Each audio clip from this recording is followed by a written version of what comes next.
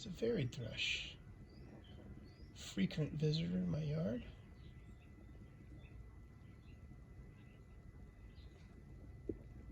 Very beautiful bird. Happy to have him come down from the mountains in the wintertime to feed. Actually eats seed.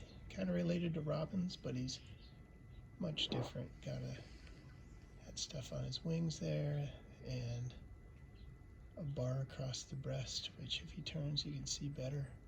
Orange throat, eye stripe, just orange and dark black, and the back is sort of a slate gray on these males.